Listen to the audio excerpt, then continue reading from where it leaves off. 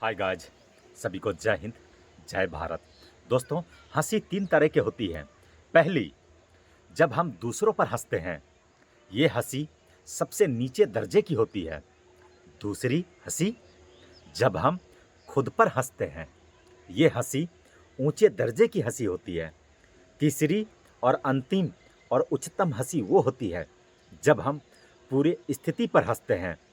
पूरी स्थिति यानी अच्छी हो, बुरी हो, बेतुकी हो, जैसी भी हो, सब मंजूर है। पूरी समग्रता के साथ मंजूर है। ऐसी मंजूरी के साथ जब हम हंसते हैं तो वही होती है परमान्य हंसी, है ना मित्र। प्राचीन चीन में तीन बूढ़े भिक्षुक रहते थे। उनका नाम किसी को पता नहीं, क्योंकि उन्होंने अपना नाम किसी को बताया ही नहीं। कोई उन्हें नाम से नहीं जानता था। वो जाने जाते थे तीन हंसने वाले भिक्षुक के नाम से। वो भिक्षु थे, ना कभी कभी शिक्षा दी, ना उपदेश दिए, ना किसी बात का जवाब दिया। वो केवल केवल एक ही काम करते थे, वो सिर्फ हंसते थे, सिर्फ हंसते थे। वो तीनों एक साथ यात्रा करते, एक गांव में प्रवेश करते और चौराहों के बीचों बीच खड़े होकर हंसते। वो पूरी समग्रता के साथ हंसते। वो ऐसे हंसते कि मानो हंसना ही उनकी साधना हो, हंसना ही उनका तप हो, उनके प्राण हो। वहाँ मौजूद हर कोई उनके हंसी की तरफ खींचा चला आता और धीरे धीरे वहाँ एक भीड़ जमा हो जाती। और उस भीड़ में कोई भी व्यक्ति ऐसा ना होता जो उनके साथ हंस ना रहा होता। जब पूरे गांव में हंसी की लहर दौड़ जाती तो उसी क्षण वो दूसरे गांव के लिए निकल जाते। उनके प्रार्थना, उनके उपदेश, उनकी शिक्षा केवल और केवल सिर्फ हंसी थे। उनको हंसता देख लोग अपने साथ सारे दुख दर्द भूल जाते हैं और उनके साथ हंसने लगते हैं। उनके जैसा आध्यात्मिक गुरु न चीन में पहले कभी था न कभी हुआ। वो धीरे धीरे चीन में प्रसिद्ध होने लगे। उन्हें बहुत सम्मान और प्यार मिलने लगा। वो कभी कुछ ना बोलते, पर ऐसा लगता कि मानव उसकी हंसी बहुत कुछ कह रही है। ऐसा लगता उनकी मानव हंसी में पूरी संदेश छुपा हो। ऐसा लगता जैसे उन्होंने ब्रह्मांड के मजाक को समझ लिया है, प्रकृति के रहस्य को जान लिया हो। वो एक गांव से दूसरे गांव यात्रा करते और लोगों को आनंद से भरते। जब वो एक गांव में ठहरे हुए थे तो एक रात एक भिक्षुक की मृत्यु हो गई। पूरे गांव की उम्मीद है कि आज वो भिक्षुक जरूर रोएंगे। वो लोग दूर दूर से इकट्ठा होने लगे इस नाटकीय घटना का गवाह बनने के लिए। वो कैसे वो दो भिक्षुक आज रोएंगे, ये घटना अस्मरणीय होगी, क्योंकि आज तक उन्होंने तीनों को हंसते हुए देखा था।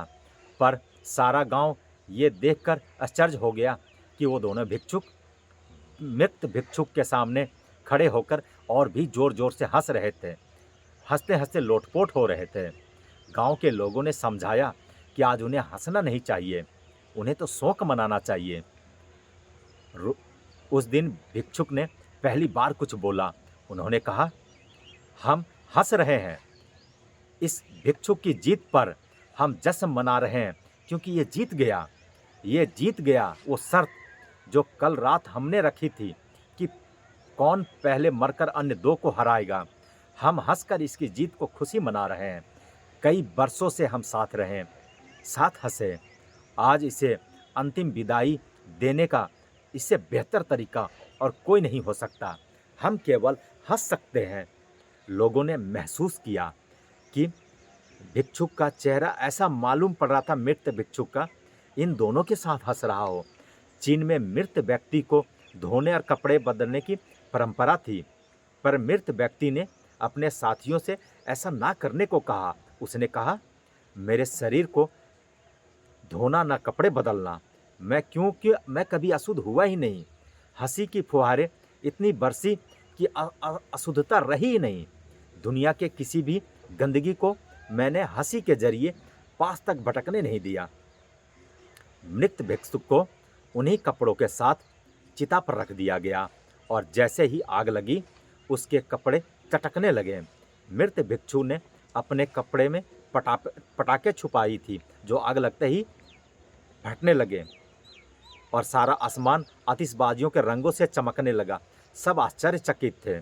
सब दिशाओं ने रंगीन रोशनी फैल गई और ये देखते ही देखते सारा गांव जोर जोर से हंसने लगा। वो भिक्षु जाते जाते भी पूरे गांव को भी एक बार फिर से हंसा गया। वो भिक्षुक सिखा गया ब्रह्मांड के रहस्य को कि हंसो, क्योंकि हंसना सिर्फ मनुष्य के भाग्य में है। हंसो, क्योंकि हंसना आपके द्वारा अभी तक की गई प्रार्थनाओं में सबसे सर्वश्रेष्ठ है। हंसो, क्योंकि मुस्कुराते आत्माओं का चुंबन है। हंसो, क्योंकि हंसी प्यार के सामने कोई खड़ा नहीं रह सकता।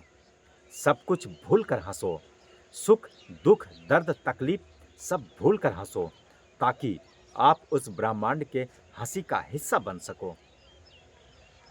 फिर मिलते हैं दोस्तों अगले वीडियो के साथ। जय हिंद सभी को। आप लोग हमेशा खुश रहें, मुस्कुराते रहें, अपने के लिए, अपनों के लिए। जय हिंद दोस्तों।